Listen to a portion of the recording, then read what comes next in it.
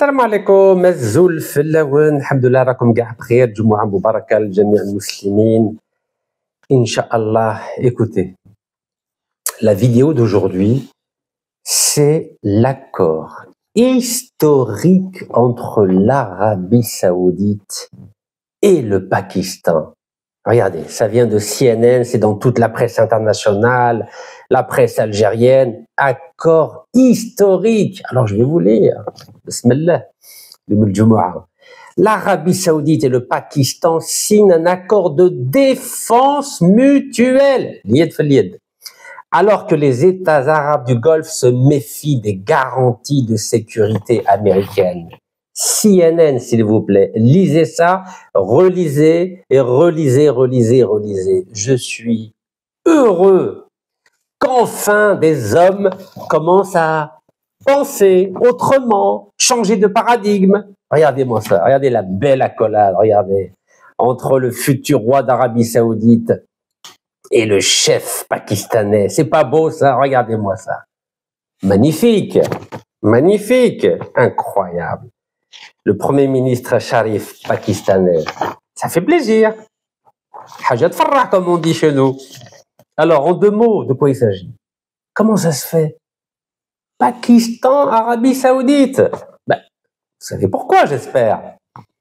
Le Pakistan est le seul État musulman qui détient un arsenal nucléaire. Ah, Rabbel Karim. Enfin, des gens intelligents dans ce monde où la médiocrité est devenue reine. Ah, vous avez vu, ça sert l'affaire de l'attaque barbare du génocidaire Netanyahou au Qatar. Ah, ils ont commencé à réfléchir, les pays du Golfe. Hein. Ils ont bien vu que ça ne servait strictement à rien d'avoir des bases militaires américaines, car les bases militaires américaines dans le Golfe ne sont pas là pour protéger les pays du Golfe, elles sont là pour protéger Israël. Eh oui, alhamdoulilah ki fahmtou. Alors, il y a quand même des phrases très importantes. Vous avez vu comment j'ai le sourire? Vous allez comprendre pourquoi. Je vais vous citer deux phrases. Allez, deux petites phrases. Voilà, deux petites phrases. Préparez-vous, bismillah. Interrogé de savoir, sur la question de savoir si le Pakistan serait obligé de fournir à l'Arabie Saoudite un parapluie nucléaire. Hop, attendez. Parapluie nucléaire. Ah, ça me dit quelque chose, ça. Dans le cadre du pacte, donc je répète, interrogé sur la question de savoir si le Pakistan serait obligé de fournir à l'Arabie Saoudite un parapluie nucléaire dans le cadre du pacte entre l'Arabie Saoudite et le Pakistan, le responsable, écoutez-moi bien, le responsable saoudien a déclaré « Il s'agit d'un accord défensif global ». Vous savez ce que ça veut dire global? Tout, kamel, qui englobe tous les moyens militaires. Alhamdoulilah, vous ne pouvez pas savoir comment je suis heureux aujourd'hui. Et je vais vous dire pourquoi je suis heureux aujourd'hui. Tous les moyens, c'est-à-dire y compris l'armement nucléaire. Vous savez qu'il n'y a que l'armement nucléaire qui peut freiner le génocidaire Netanyahou. C'est pour ça qu'il ne s'est jamais attaqué à la Corée du Nord, il ne s'est jamais attaqué au Pakistan, il ne s'est jamais attaqué à l'Inde, il s'attaque aux petits pays arabes qui déboursent chaque année 243 milliards de dollars pour acheter des petits jouets, des petits chars, des petits avions, des petits missiles, des petites grenades. Tout ça, ça sert à rien dans les guerres modernes. Combien de fois ne l'ai-je pas évoqué devant vous? Deuxième phrase, s'il vous plaît.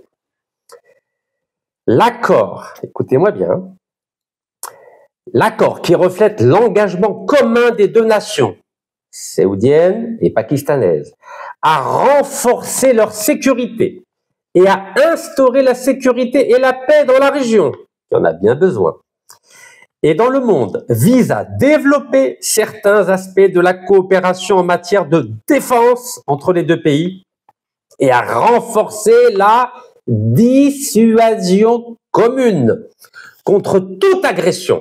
Dissuasion commune contre toute agression. L'accord stipule, et là c'est très important, que toute agression contre l'un des deux pays, toute agression contre l'un des deux pays sera considérée comme une agression contre les deux. Waouh! Je répète parce qu'elle est forte cette phrase. Toute agression contre l'un des deux pays, c'est-à-dire Arabie Saoudite ou Pakistan, sera considérée comme une agression contre les deux, a indiqué le cabinet du Premier ministre pakistanais dans un communiqué.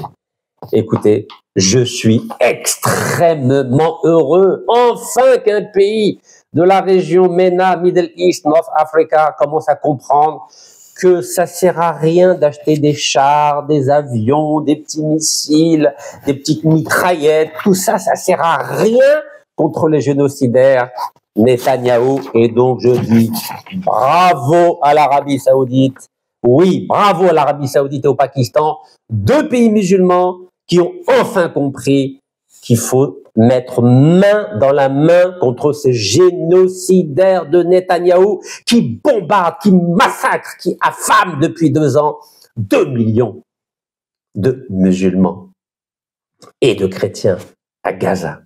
Moi, je suis heureux aujourd'hui. Je suis très, très heureux, Ya Rabbal Karim. Pourquoi je suis heureux? Je vais vous dire pourquoi. Très simple. Heureusement qu'il y a des preuves, hein. 16 et 17 juin 2025, ça fait combien de temps? Juillet, août, septembre, ça fait 3 mois. 3 mois. Qu'est-ce que j'ai dit? Qu'est-ce que j'ai dit il y a 3 mois? Heureusement qu'il y a YouTube, Facebook, Abdullah. Hein. Rachid Nekaz propose une stratégie d'alliance périphérique pour protéger militairement l'Algérie. Vous savez lire? Et qu'est-ce que j'ai expliqué? En détail, hein, en arabe et en français. C'est une vidéo en français, donc on va raconter les choses en français. Écoutez-moi bien. Ouvrez bien vos oreilles, s'il vous plaît. Ouvrez bien vos oreilles. Rachid Nekaz propose une stratégie d'alliance périphérique pour protéger militairement l'Algérie. Israël avait développé cette doctrine militaire en 1950 en s'alliant à des États non arabes comme la Turquie et l'Iran pour affaiblir le monde arabe. D'abord l'Égypte, ensuite l'Irak, puis la Syrie.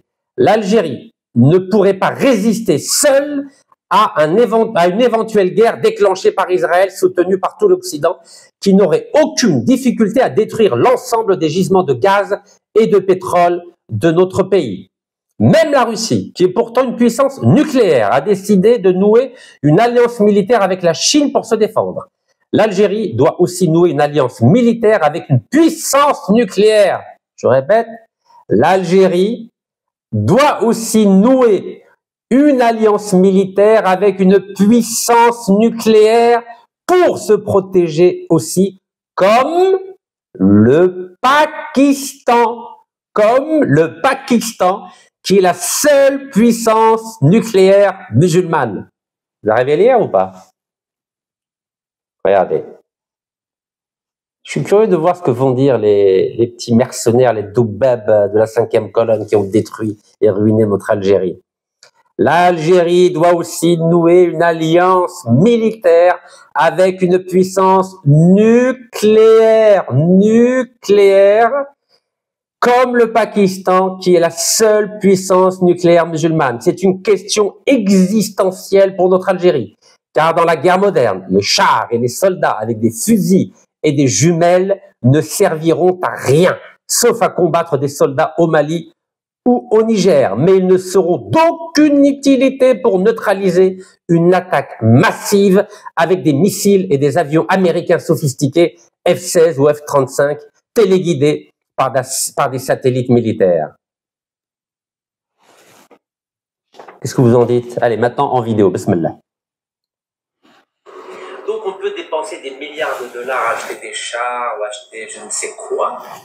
Ça ne servira à rien contre une attaque de Tel Aviv qui bénéficie du soutien des pays occidentaux. À rien. La seule alliance qui pourrait fonctionner, c'est celle d'une alliance entre Alger et le Pakistan. Vous vous en souvenez, la crise de Cuba? Vous vous souvenez ce qu'avait fait la Russie, l'Union soviétique à l'époque, en 61-62? Elle avait mis des missiles nucléaires à Cuba, qui étaient orientés vers les États-Unis. Et évidemment, pour les États-Unis, c'est catastrophique, car entre Cuba et la Floride, il y a quelques dizaines de kilomètres. Donc il y a eu une crise majeure. la seule alliance qui peut protéger l'Algérie aujourd'hui d'un scénario catastrophe comme celui que nous constatons aujourd'hui entre Tel Aviv et Téhéran, c'est une alliance avec le Pakistan. Car seuls, nous ne pourrons absolument rien faire. L'Europe et les États-Unis ont l'OTAN. Même la Russie a une alliance avec la Chine. Même la Russie a une alliance avec la Chine. Et pourtant, c'est une puissance nucléaire. Et la Chine aussi, puissance nucléaire. Vous croyez que nous, l'Algérie, qui est une puissance non nucléaire, on pourra se défendre contre un ennemi comme Tel Aviv? Mais ne rêvez pas. J'entends des commentaires algériens, on dit oui, mais nous, il y a des hommes en Algérie, il y a des hommes, il y a 46 millions d'hommes. Mais les hommes ne servent à rien dans des guerres modernes. Les hommes, les soldats ne servent à rien dans les guerres modernes. Regardez, vous avez entendu parler de l'armée iranienne, là? Pourtant, ils sont plus de 80 millions d'habitants. Mais ils ne peuvent rien faire, les soldats. Les soldats ne peuvent rien faire contre des missiles et contre des avions de chasse qui débarquent. Qu'est-ce que vous voulez qu'ils fassent? Qu'est-ce que vous en pensez, Jamaat al-Khair? Vous avez vu comment je suis visionnaire, votre humble serviteur algérien? Je vous ai dit, la seule alliance est avec la puissance nucléaire du Pakistan. Mais, vous savez, je suis qu'un simple citoyen algérien. J'essaie d'apporter mes petites lumières, fortes de mon expérience. Regardez. Ça, c'est sur Facebook, le 17 juin, et sur YouTube, c'était le 16 juin. Regardez. Vous avez vu? Alliance militaire entre l'Algérie et le Pakistan. J'ai pas été écouté, comme d'habitude. Mais regardez, maintenant on a été devancé par l'Arabie Saoudite. Ben oui, parce qu'en Algérie, vous croyez que Ahmed Attaf, le plus grand diplomate de l'histoire de l'Algérie, vous croyez qu'il va écouter Rachid Nekaz? Mais non, pour lui, c'est humiliant que d'écouter un simple citoyen algérien. Mais oui, mais quand on n'écoute pas, ben d'autres écoutent, regardez. C'est beau, non? Moi, je dis bravo. Masha'Allah. Et oui, parce que les Américains, c'est une vaste blague. Les Américains ne sont pas là pour protéger les pays du Moyen-Orient, d'Afrique du Nord, mais pas du tout. Les Marocains, les Qataris, les Séoudiens, les Koweïtiens, mes rêves. Les Américains ne défendront jamais les pays du Moyen-Orient, d'Afrique du Nord, car le seul allié, et je vais vous le répéter systématiquement, c'est Tel Aviv.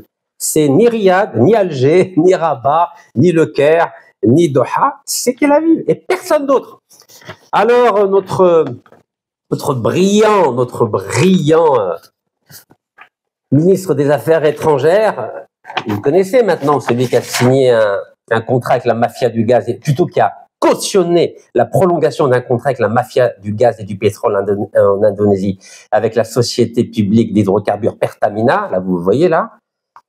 Ben, notre ministre qui prolonge des contrats avec la mafia du gaz et du pétrole en Indonésie, ben, déjà il n'a pas été capable de nous faire adhérer aux BRICS, vous le savez. Regardez, en août 2023, Ahmed Attaf, le brillant diplomate, le plus grand diplomate de l'histoire de l'Algérie, ben, vous savez qui s'est opposé à l'entrée des BRICS, vous le savez, c'est l'Inde. Ben oui, l'Inde s'est opposée à l'entrée de l'Algérie dans les pays du BRICS. Elle a préféré l'Égypte. Ben oui, parce que l'Égypte faisait de la diplomatie. Sisi est parti en Inde, le Premier ministre indien est venu en Égypte. Oui, il y a eu du travail, mais Ahmed Attaf, il était fatigué, vous savez, il est fatigué.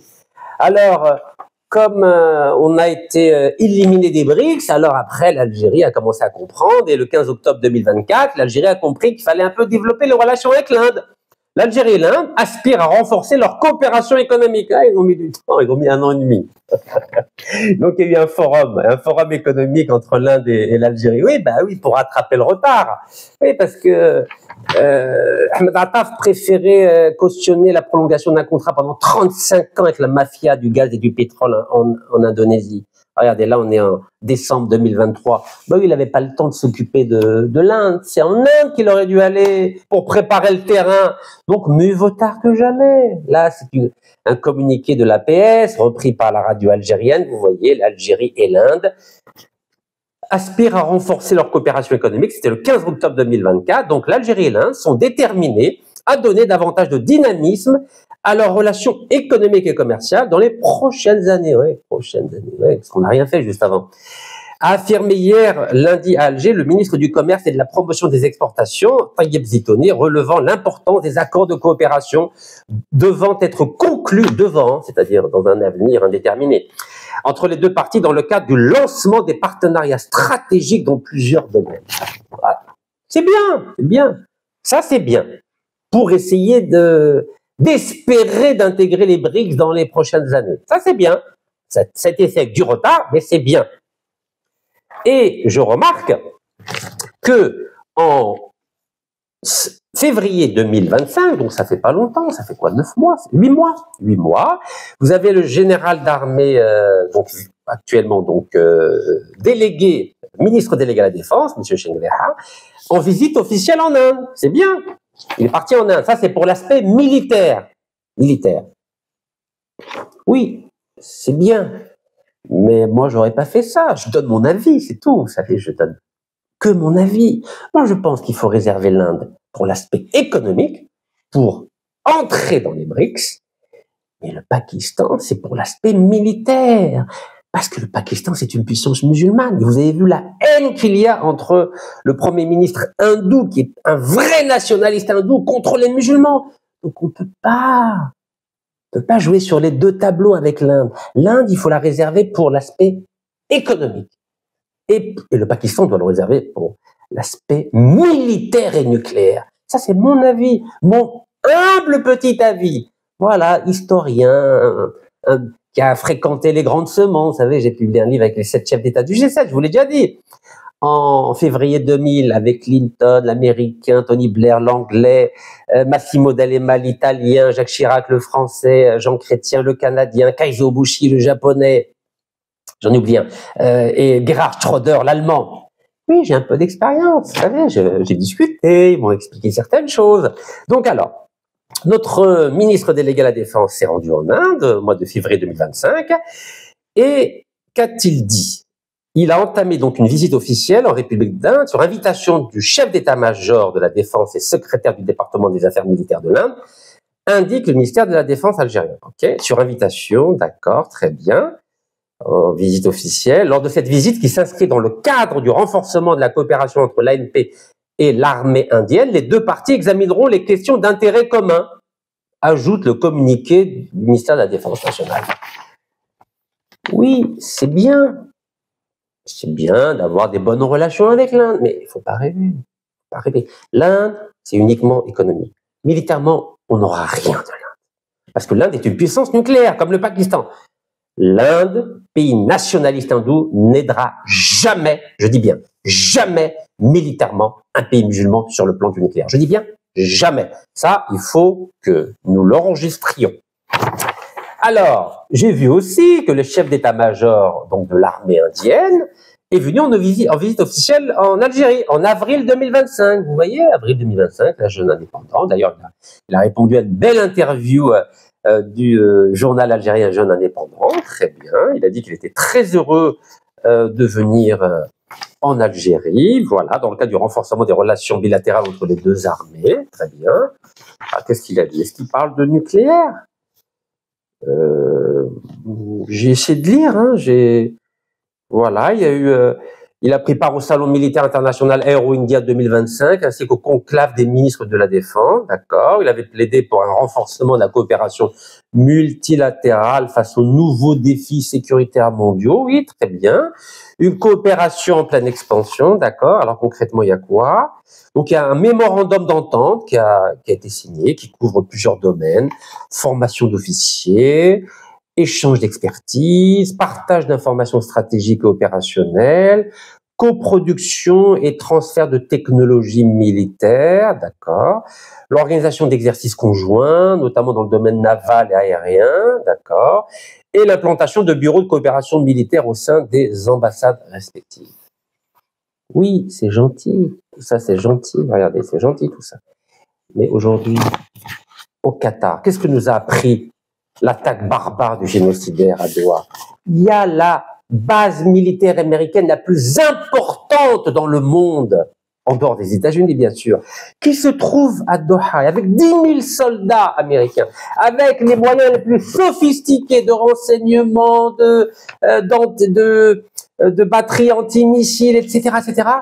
Et l'Amérique n'a pas bougé d'un iota. Alors que le Qatar a financé partiellement la mise en place de cette base militaire américaine et s'est même engagé à rajouter 10 milliards de dollars. Non, non, ça c'est bien, oui, c'est bien pour... oui, on va former des officiers. Les officiers, ça sert à rien, les officiers. Quand vous avez des missiles balistiques et quand vous avez une puissance nucléaire entre les mains du génocidaire Netanyahou, non, ça c'est bien. Voilà, c'est des relations amicales, c'est très bien. Sur le plan des relations amicales, c'est très bien. Mais on n'en est plus à des relations amicales aujourd'hui. On n'en est plus là. Il faut un parapluie militaire pour protéger l'Algérie. Vous entendez? Je vous l'ai dit au mois de juin. Il faut un parapluie militaire. Il faut une alliance stratégique avec le Pakistan. Seule puissance musulmane qui est nucléaire. L'Inde, c'est pour le plan économique, pour intégrer les BRICS. Mais le Pakistan, c'est pour se protéger, pour protéger notre Algérie, afin que personne ne touche à nos puits de pétrole et de gaz qui représentent 96% des devises du pays. C'est clair, c'est net et c'est précis. Alors, quand je lis les commentaires au mois de juin, lorsque j'ai évoqué le premier, cette idée, il y en a qui se sont moqués de moi, je me suis dit, mais c'est extraordinaire. Où est l'élite politique algérienne? Où est l'élite intellectuelle algérienne? Où est l'élite médiatique algérienne pour dire, quand même, Rachid, il dit pas que des bêtises, hein. Ben non, rien. Rien. C'est l'indifférence totale. Je me suis dit, c'est quand même bizarre l'Algérie, hein. C'est un grand pays. Pourtant, il y avait des grands hommes avant. Il y avait des très grands hommes. Regardez le calife almohade, Abdelmoumen el-Koumi, qui était le calife de toute l'Afrique du Nord et de l'Espagne. Pardon, ouais, je suis ambitieux, hein, vous voyez. Et puis après, regardez, Amir Abdelkader, Cheikh Mokrani, Cheikh Haddad. Habba Ramzan, l'Arbi Ben Mehdi, Hassiba Ben Boulé, Mustafa Ben Boulid, Colonel Lotfi, Colonel Amirouche. Les Mohamed Boudiaf, Del Hussein, les grands diplomates, feu Sherif Gellal, feu Sidi Ahmed Rosali, feu Mohamed Sedir Ben Yahya. Et aujourd'hui, il y a qui aujourd'hui? Chapka. Nous, on a un ministre des Affaires étrangères qui, au lieu d'aller négocier avec le Pakistan, le parapluie militaire, en mettant en place une alliance nucléaire, qu'est-ce qu'il fait? Qu'est-ce qu'il fait, notre ministre des Affaires étrangères? Il va prolonger un contrat pendant 35 ans avec la mafia du gaz et du pétrole en Indonésie, alors que dans ce contrat de Menzelejmetnov, l'Algérie a 0%. Et ça, vous croyez que je vais être fier d'un homme pareil qui fait pas son travail pour défendre l'Algérie? Mais quelle médiocrité, quelle incompétence, quel amateurisme, quelle absence de charisme, quelle absence de vision. Et ça, ce personnage est chargé par l'État algérien de réfléchir à une stratégie diplomatique à long terme. Rabbel Karim, comment on est tombé bas, comment on est tombé bas.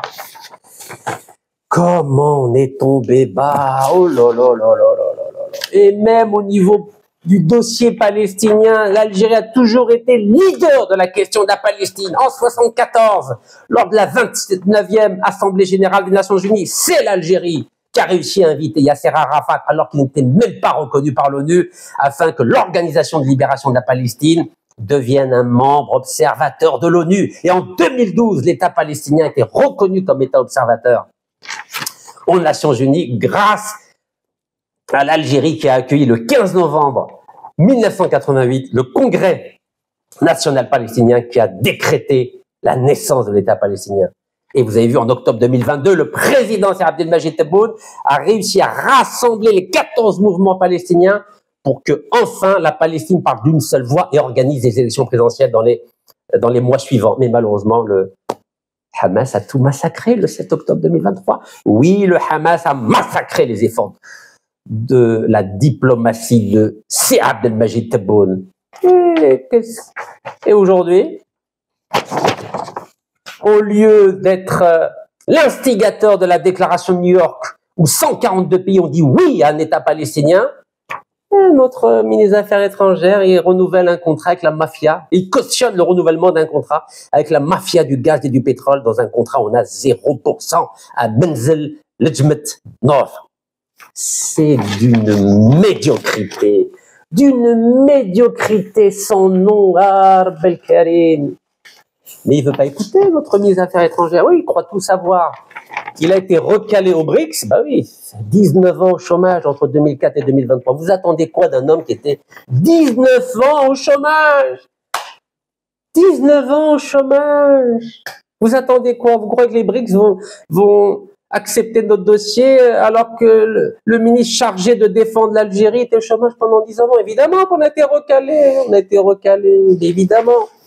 Et quand j'ai soumis cette idée d'alliance militaire entre l'Algérie et le Pakistan, on m'a rayonné.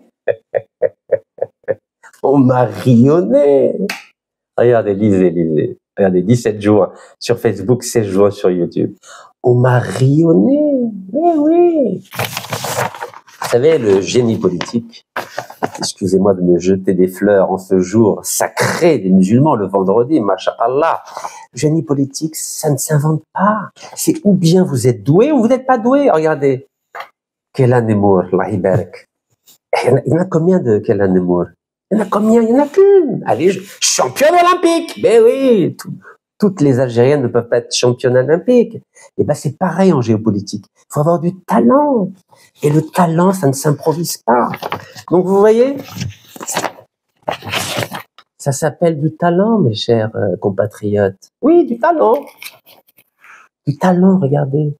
16 juin 2025, je propose à l'Algérie de reprendre mon idée et de prendre un avion pour aller discuter d'un parapluie militaire avec le Pakistan. On n'écoute pas en Algérie. Ben oui, ils savent tout, ils ont la science infuse. Nous, on est doués pour envoyer des harragas en Espagne et ensuite supporter un rapport espagnol de 1609 pages qui nous accuse de trafic de drogue et de trafic d'êtres humains. Et regardez l'Arabie Saoudite.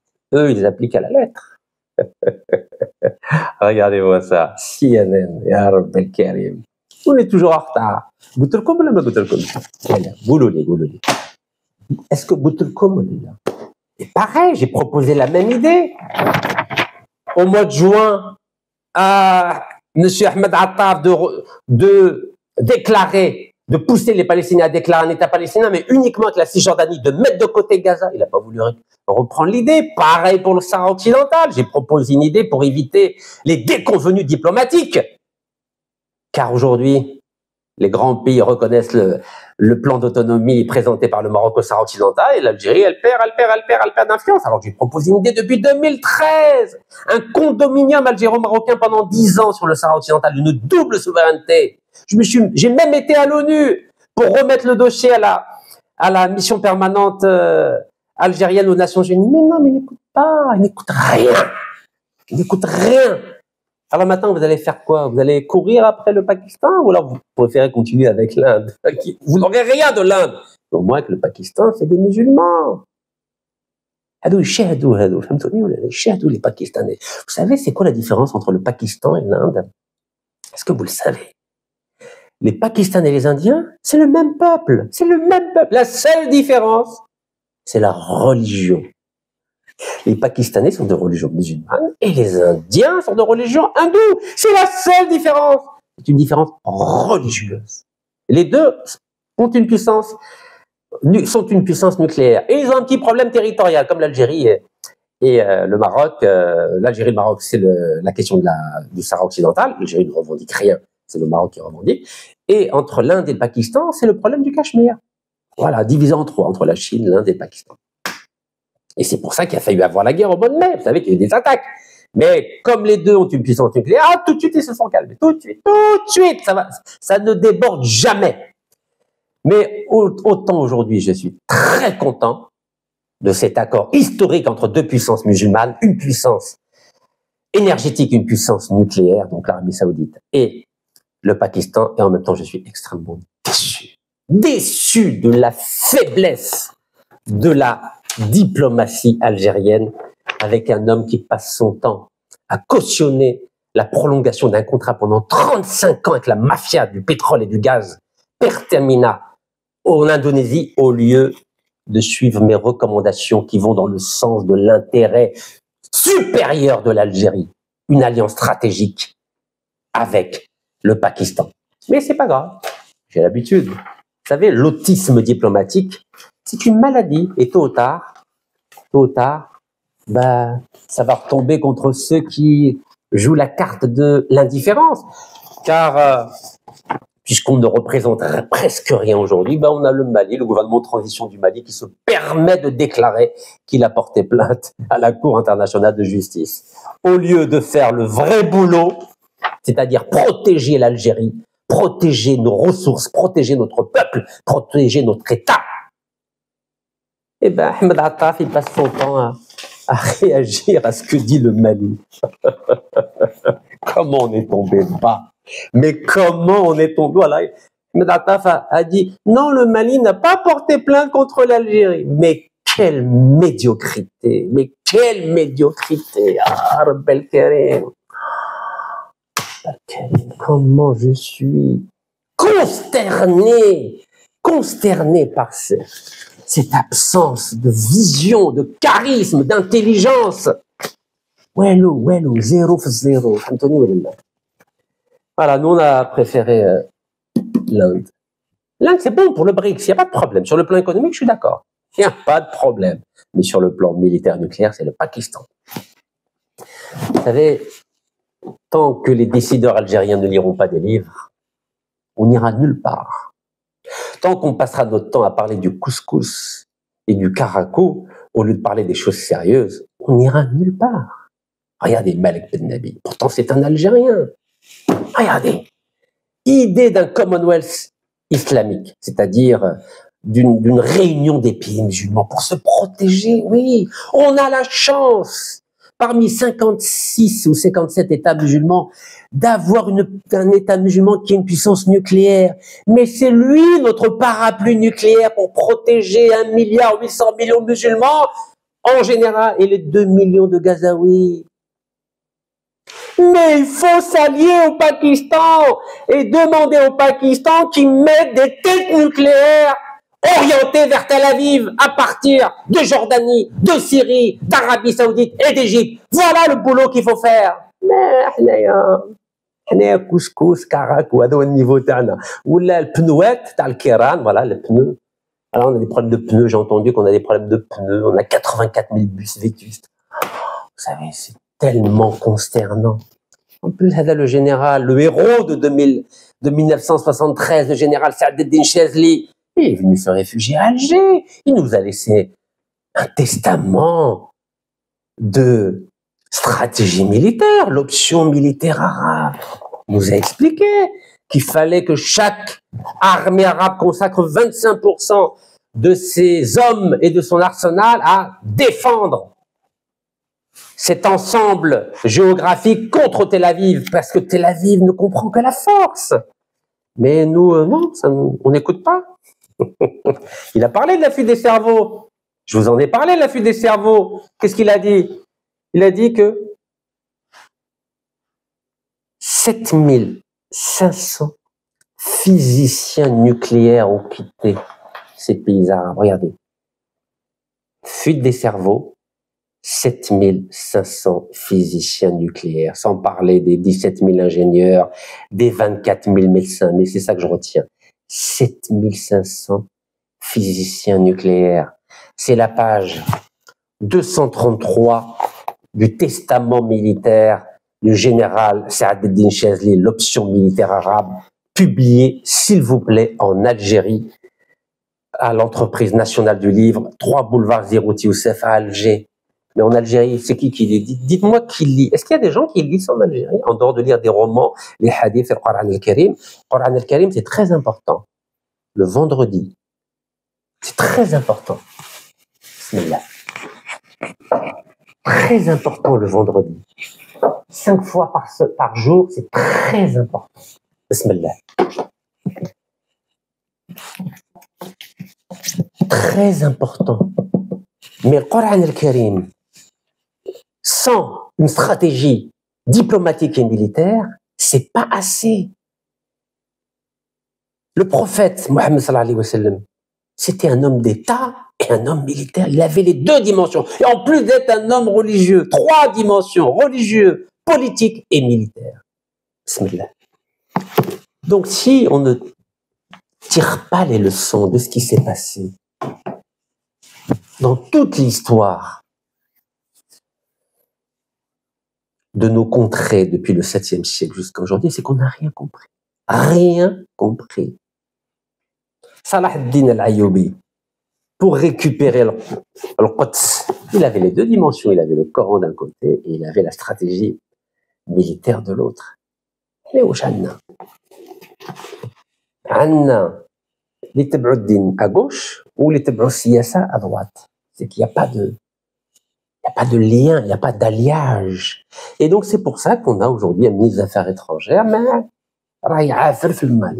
au lieu de protéger l'Algérie, incapable de protéger militairement l'Algérie, incapable de lui donner une dimension économique avec les BRICS, et incapable au niveau diplomatique de donner une aura à notre pays. Je suis tellement triste pour l'Algérie de 2025. Mais vous ne pouvez pas imaginer à quel point je suis triste. Pourtant, مانيش زايد في البلاد. مي لا غالب انا هكاك ربوني والدي ربي يرحمهم اليوم الجمعه ربي يرحمهم وربي ربي يفتح عليهم الابواب الجنه مساكين كاع اللي ماتوا ربي يرحمهم. والشهداء الله يرحمهم. كون جو فوا كو الشهداء ضحوا حياتهم باه الجزائر تكون حره. Vous savez que le vert, c'est le drapeau pakistanais, vous le savez. Bon, je vais finir cette courte vidéo pour vous dire que, malgré tout, j'ai déclaré ma candidature pour tenter d'être candidat et d'être élu pour représenter la diaspora algérienne lors des élections législatives de juin 2026, Inch'Allah. Donc là, j'ai préparé une tournée européenne des consulats algériens, voilà. Vous savez, je suis inoxydable. Je me soigne, alhamdoulilah. Depuis les 3 grâces du président algérien Ter Saha, j'essaie de reprendre du souffle. C'est pas facile, mais alhamdoulilah, grâce à ma famille, mes frères et mes sœurs, qui m'encouragent à continuer le combat. Vous voyez? Regardez.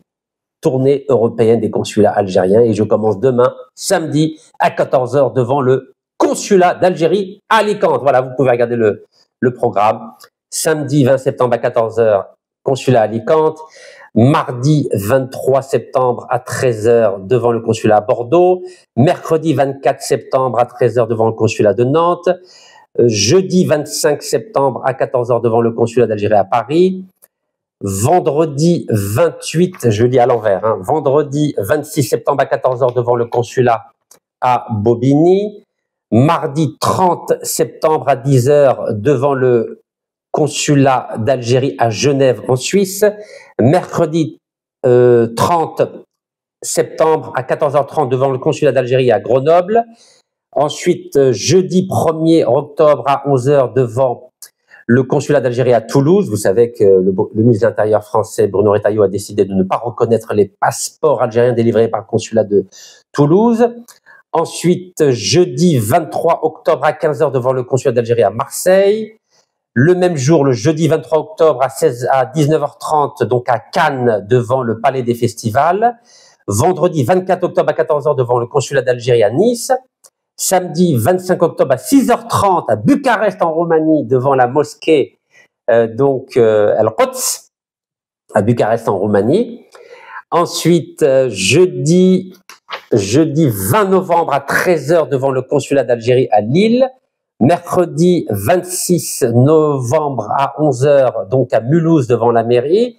Mercredi 26 novembre à 18h à Bâle en Suisse devant la mairie aussi. Et le jeudi 27 novembre à 14h devant le consulat d'Algérie à Barcelone en Espagne. Voilà, et puis il y a sûrement d'autres rendez-vous qui vont être intercalés dans ce programme. Vous voyez, je continue, voilà, tout doucement, en espérant bien sûr que ma candidature soit acceptée, car je vous rappelle qu'en 2017, à l'époque de feu Abdelaziz Bouteflika, mon dossier avait été refusé. Et oui, à l'époque, c'était Ramtam Ramamra, qui était ministre des Affaires étrangères, qui avait décidé de rejeter mon dossier de candidature parce qu'il ne voulait pas que je devienne député. Eh oui, c'est comme ça. Il ne voulait même pas que je sois candidat, alors que j'avais réuni les signatures nécessaires. Et c'est comme ça, l'Algérie. Vous savez, je suis inoxydable. Quoi qu'il arrive, je maintiendrai la promesse que j'ai faite à mon défunt père, le Hajj al-Arabi Rabbi Rahmou. Pendant 20 ans, j'essaierai de faire quelque chose pour l'Algérie. Bien sûr, ce quelque chose est à déterminer. Vous avez vu que j'ai essayé de faire le maximum pour lutter contre la corruption, pour lutter contre l'exploitation du gaz de schiste en demandant un moratoire de 7 ans, pour lutter contre la médiocrité, l'incompétence, l'amateurisme. C'est un combat de longue haleine. Et là, vous avez vu cet accord magnifique entre l'Arabie Saoudite et le Pakistan, donc un pacte de défense mutuelle. Aïe, aïe, aïe, aïe, aïe. Mais vous ne pouvez pas imaginer comment je suis fier. Et l'Algérie, elle croit qu'elle va s'en sortir toute seule. Vous savez, c'est bien de croire aux utopies, de croire aux contes de fées, mais il nous faut des hommes d'État maintenant. Barkanam les amateurs, Wallah, barkanam les amateurs. Comme les amateurs, ça va, quoi. Les amateurs, oui, c'est bien pour discuter, mais pas pour gérer un État. Ni encore moins pour gérer une diplomatie. Barakallahu fikum. Tahiyya al-Jazair. والله يرحم الشهداء والجمعة مباركة إن شاء الله.